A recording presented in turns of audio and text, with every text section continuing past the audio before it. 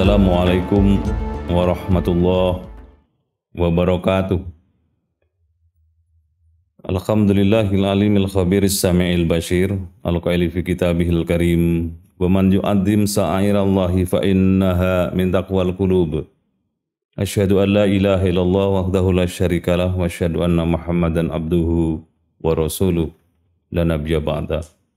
Allahumma shalli ala Muhammad wa ala ali Muhammad amma ba'd. Kaum muslimin yang dimuliakan Allah,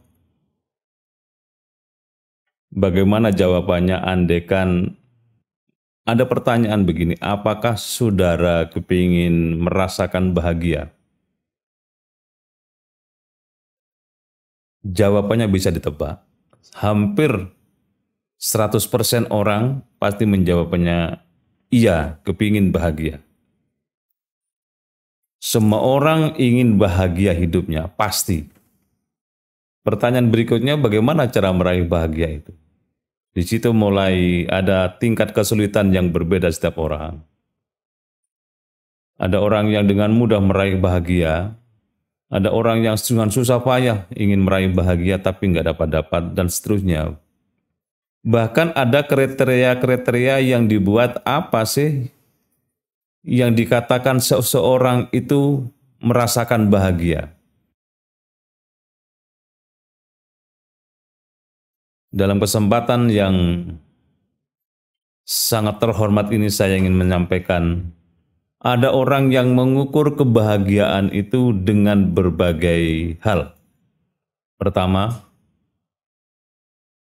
orang itu dikatakan bahagia kalau hartanya melimpah, orangnya kaya raya, miliarder lah gampangnya, ratusan juta lah yang dimilikinya, atau bahkan ada sebagian yang triliun.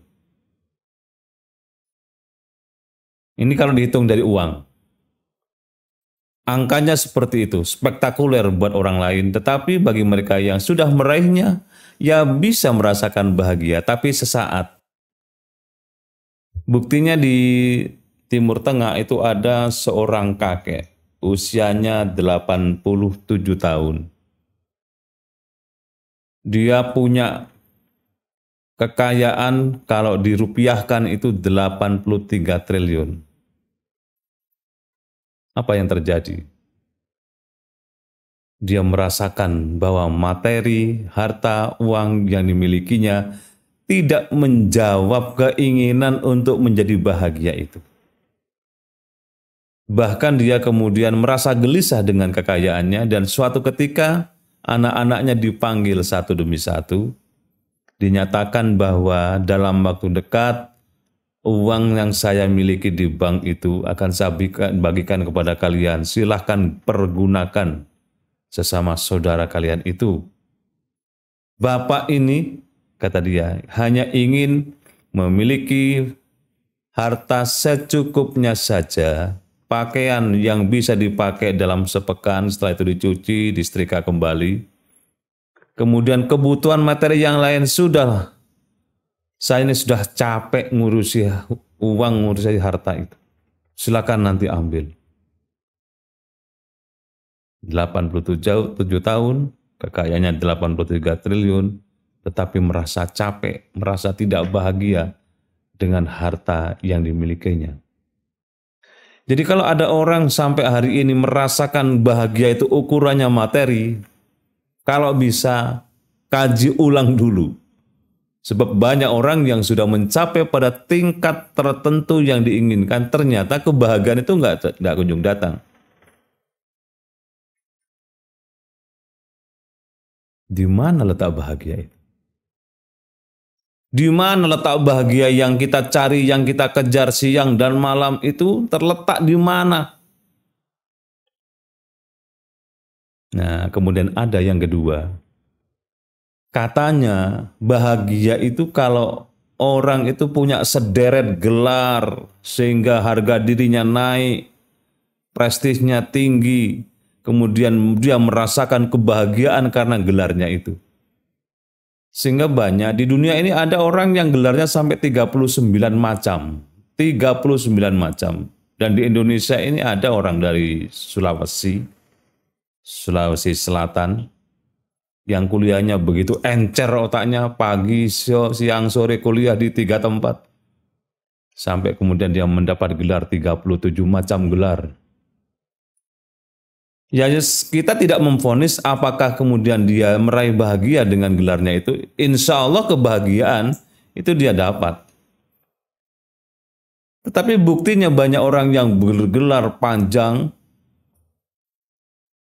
bahkan menemukan sesuatu, ada penemuan-penemuan yang didapatnya, ujung-ujungnya dari hidupnya bunuh diri. Ada juga.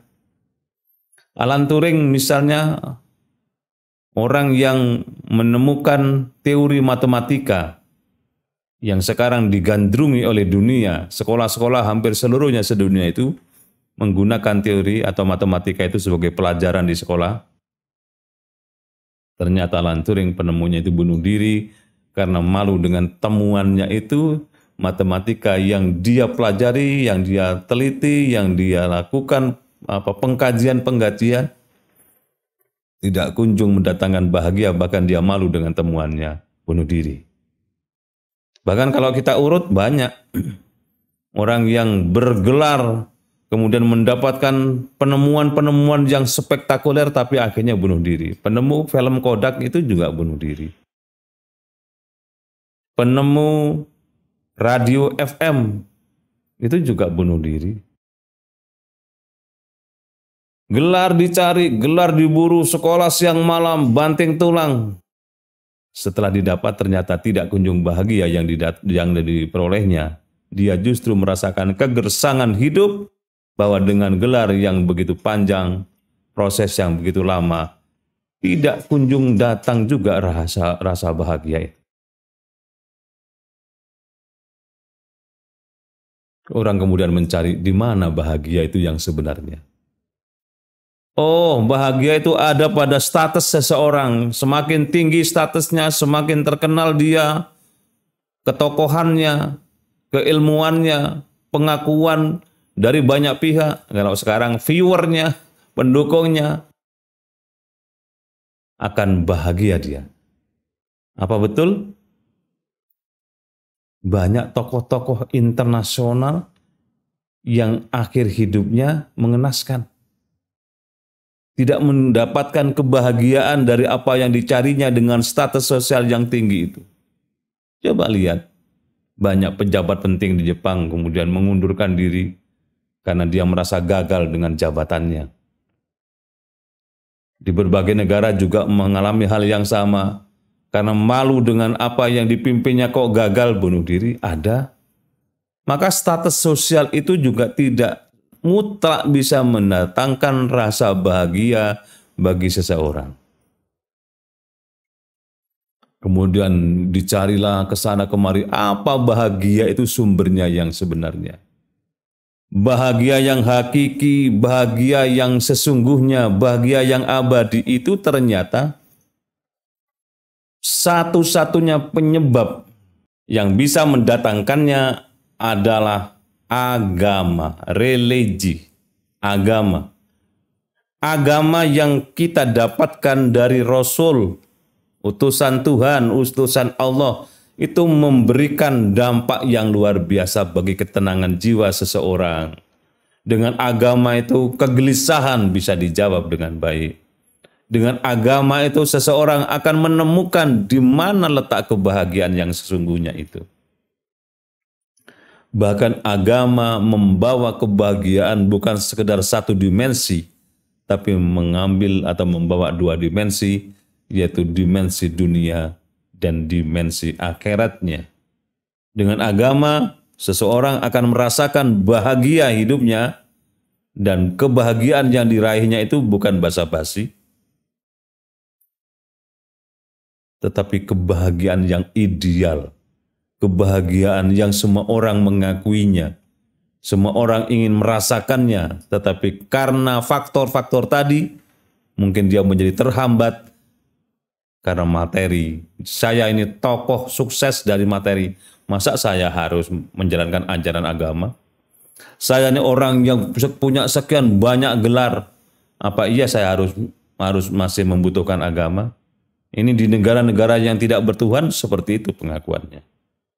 Saya ini orang yang punya status sosial yang sedemikian tinggi. Masa saya harus merendah-rendah dengan cara berdoa, menjalankan ajaran agama sama dengan mereka yang lain?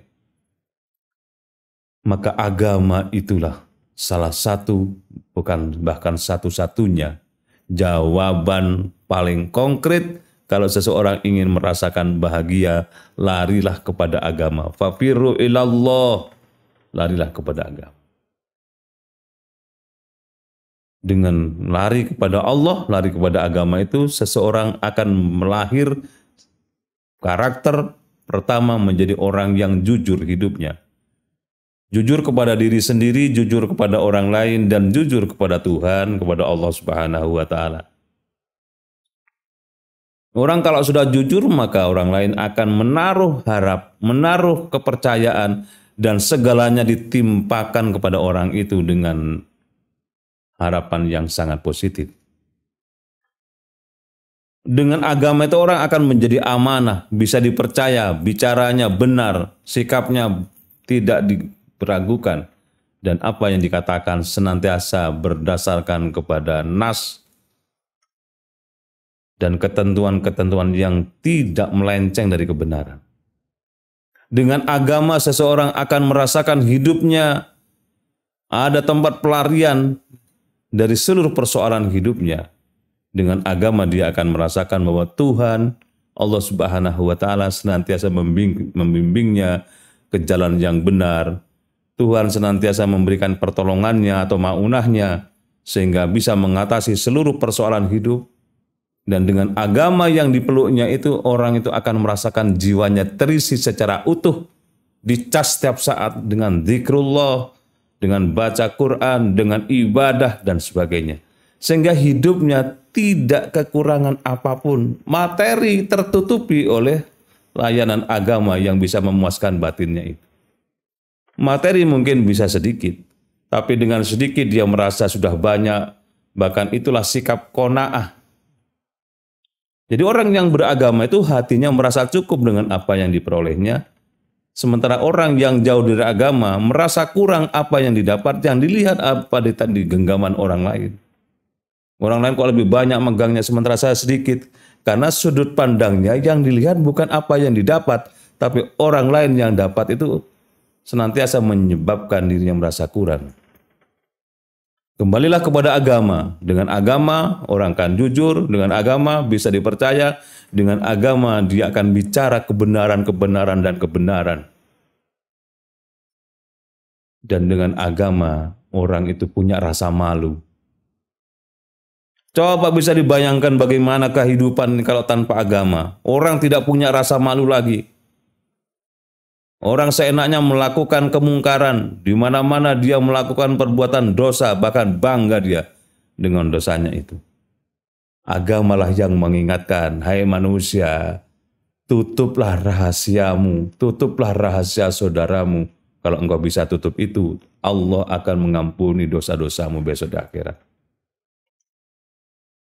Maka bahagia yang sebenarnya datang dari agama, yang agama adalah kiriman dari Allah, seperangkat aturan yang Allah memberikan rambu-rambunya, pedomannya bernama kitab suci, role model, contoh dan teladan berupa rasul-rasul Allah, dan kita tinggal mengikutinya. Barang siapa menjadi pengikut setia rasul yang Allah tunjuknya, maka kita akan selamat hidup dunia akhirat. Dan kita akan merasakan bahagia hidup di dunia, dan insya Allah kita akan merasakan bahagia, super bahagia besok di akhirat di hadapan Allah Subhanahu wa Ta'ala. Mudah-mudahan kita bisa meraih bahagia itu. Dan salah satu di antara, bahkan satu-satunya yang menyebabkan orang bahagia itu adalah sumbernya ada pada agama, agama yang datang dari Allah, yang tertera dalam kitab suci, yang dijelaskan oleh Rasulullah, dan kita tinggal mengikutinya, role model yang sudah ada dalam tarikh, dalam contoh kehidupan nyata ini. Terima kasih, mohon maaf kalau ada salah-salah kata. Mudah-mudahan Allah senantiasa mengampuni semua salah dan khilaf kita, dan Allah mengampuni dosa-dosa yang pernah kita lakukan. Assalamualaikum warahmatullahi wabarakatuh.